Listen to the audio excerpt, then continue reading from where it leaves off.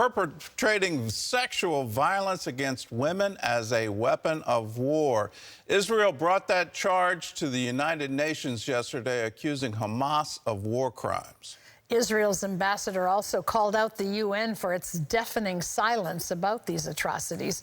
Chris Mitchell has that story and the latest on the fighting in Gaza.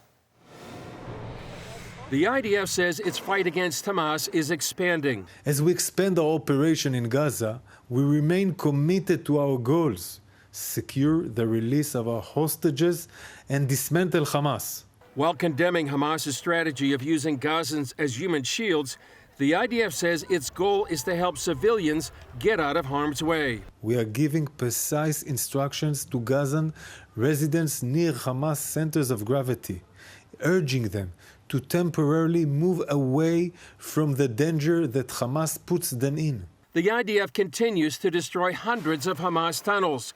The Wall Street Journal reports Israel is considering flooding the underground network with seawater, pumped from the Mediterranean to drive Hamas fighters out into the open. At the UN on Monday, the Israeli embassy sponsored a special session calling for condemnation of Hamas for using sexual violence against Israeli women on October 7th.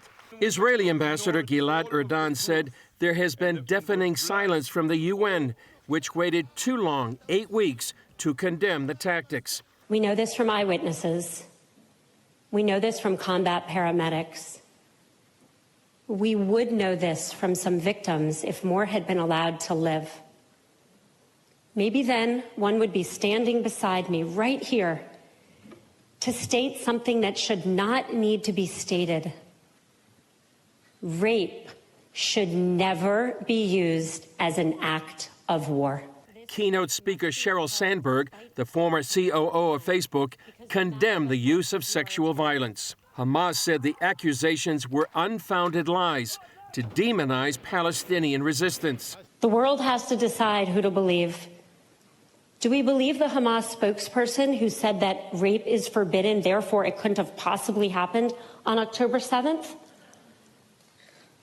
Or do we believe the women whose bodies tell us how they spent the last minutes of their lives? Who are we going to believe? About a dozen Israeli women are still held hostage by Hamas. One U.S. official said the terror group might be unwilling to release them because they might talk about abuse they've experienced in captivity. Chris Mitchell, CBN News, Jerusalem. Well, joining us now from New York is Tal Heinrich, a spokesperson for the Israeli government. And so thanks for being with us. You spoke at the UN event yesterday. Tell us what you said. You said specifically Israeli women were murdered twice. What did you mean?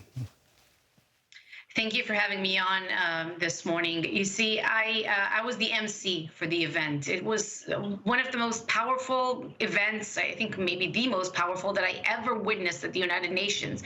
And in my opening remarks, I said that some of the women who were butchered on October 7th, and there are more than 300 female victims of this massacre, were murdered twice. The first time was when Hamas terrorists raped them and committed acts of sexual violence against them, mutilated them. And the second time was when Hamas terrorists put a bullet in them. Now, in at least one case, as I said, this happened simultaneously, which is absolutely sickening.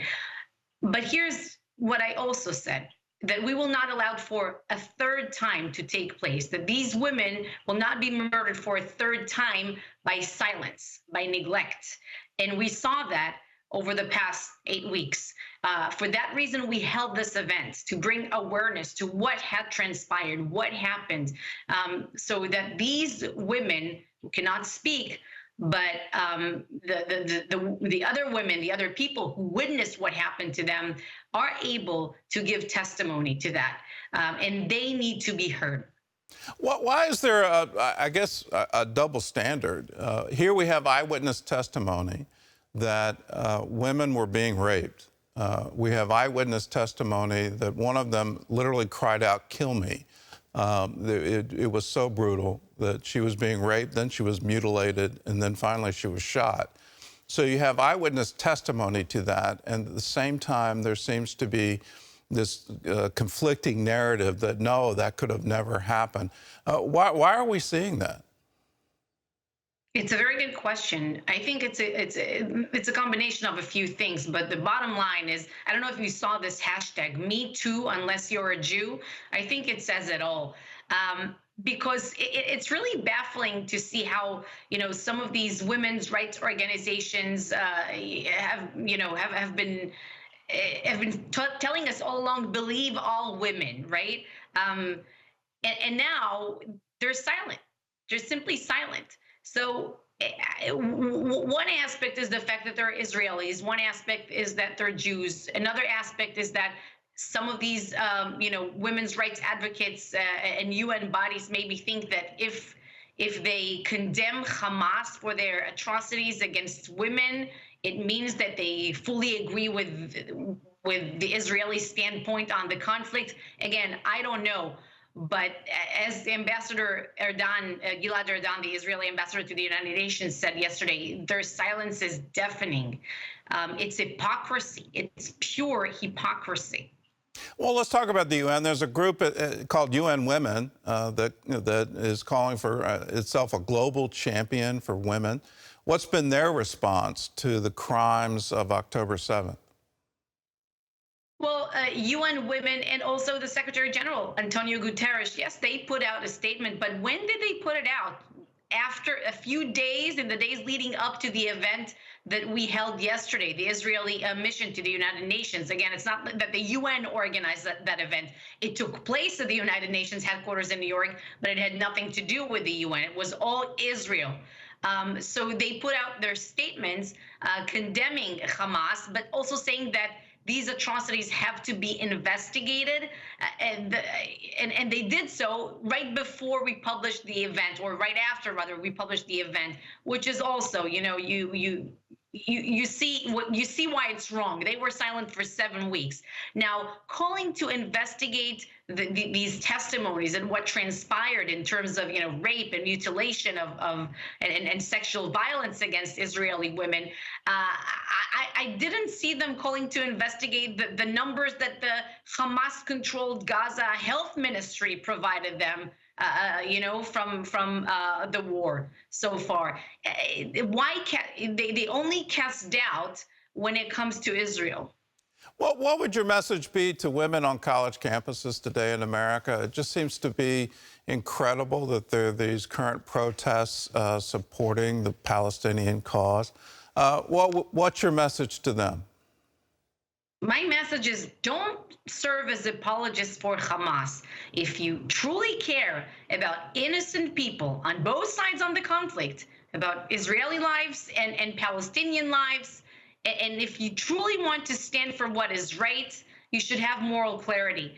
And people should remember that all of what happened, all of the people who were killed, all of the people who were injured, all of the women who were raped over the past 8 weeks since October 7th and until now, would have been safe today if it wasn't for Hamas's atrocities. That's what we need to remember, if it wasn't for Hamas. Thank you. Thank you for standing strong. Thank you for standing for moral clarity. We really absolutely need it today, and be assured we stand with you and we stand with Israel, and we absolutely stand against rape as some kind of weapon of war. It seems the record's quite clear. The Hamas fighters were schooled to do that, and that they need to be held accountable. That is an absolute crime. It should never happen in today's world. Thank you for being with us. You are correct. Thank you, Gordon. For everyone at home, please remember the video that Hamas released. You don't need any more evidence than the women being paraded in Gaza, the ones who were captured. They were bleeding, and they were bleeding because they were violently and brutally raped. Don't ever forget that. When you hear this competing narrative that's currently coming, that this could have never happened, it was never there, it's their own video that convicts them of this crime. Well, here at home, action is being taken against foreign students who show support for terrorism. A coalition of 20 attorneys general is calling on the federal government to revoke student visas for those who endorse Hamas or other terror groups. CBN's Brody Carter reports.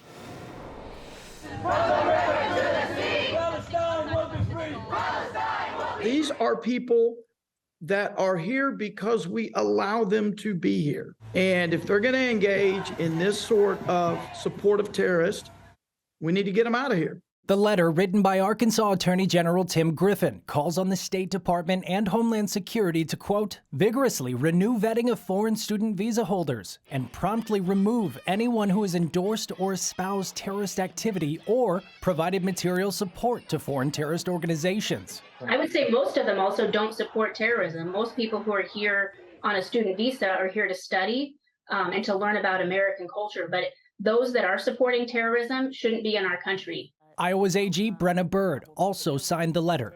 It's even more concerning when I hear students on campus say that they're scared, they don't feel safe because of what is going on there. In 2022, the federal government issued more than 400,000 student visas, an increase of 53,000 over the year prior. One reason could be the money generated by the student visa program. It pumps about $38 billion each year into the U.S. economy via tuition, living expenses, and other spending. Almost 3/4 of these F1 student visa holders find jobs in the important fields of science, technology, engineering, and math within 3 years of graduating. Some call that a huge return of investment as top international talent stays here. These are the universities with the highest number of student visa holders and the dollars they bring with them. USC and NYU lead the way.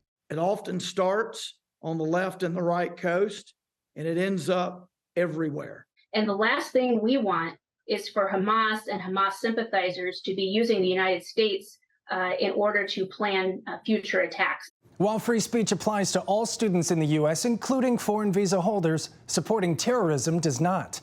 That's why the coalition is calling on the federal government to act. Brody Carter, CBN News. And you too can call on the federal government to act. When you see the money trail here, it starts to bring clarity to, and it's not moral clarity, but it does bring clarity to why university presidents are slow to condemn anti-Semitism. They are worried that their foreign students will lose their visa, and in turn, they will lose the income that those foreign students bring. We need to bring some very strong moral clarity to the university presidents of America to say, no, no, you can't have students who support terrorism, who do these kinds of things, that start these kinds of protests to support Hamas. It is a terrorist group.